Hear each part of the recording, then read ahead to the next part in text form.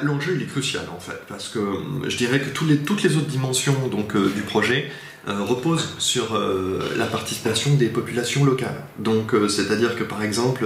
le volet archéologique, le volet minéralogie, tous ces volets-là,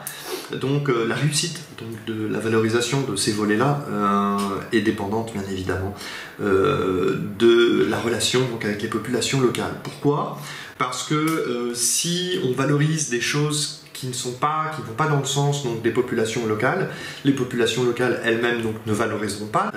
d'où l'importance de trouver un axe de cohérence, c'est-à-dire d'essayer de comprendre qu'est-ce qui, dans la définition du territoire qu'on veut valoriser, fait sens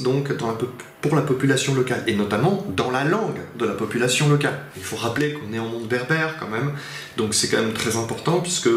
la langue berbère est dotée d'un certain nombre de concepts déjà qui sont liés au territoire, comme par exemple la notion d'Agdal, puisque la notion d'Agdal est une notion endémique, c'est-à-dire qu'elle a été développée par les populations locales au cours des siècles, et c'est un système de conservation de la biodiversité, un système de gestion de la ressource sur le territoire traditionnel, coutumier, et donc on ne pouvait pas arriver sur le terrain en disant qu'on allait valoriser un territoire qui était déjà considéré comme quelque chose qui était lié au concept d'Agdal,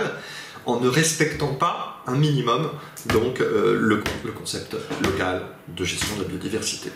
Voilà, donc l'enjeu il est véritablement là, en fait c'est un travail de traduction finalement, c'est-à-dire essayer de traduire un concept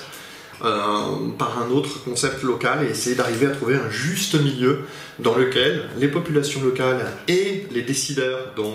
internationaux puissent se retrouver, puissent s'entendre en fait sur un concept clair et lisible.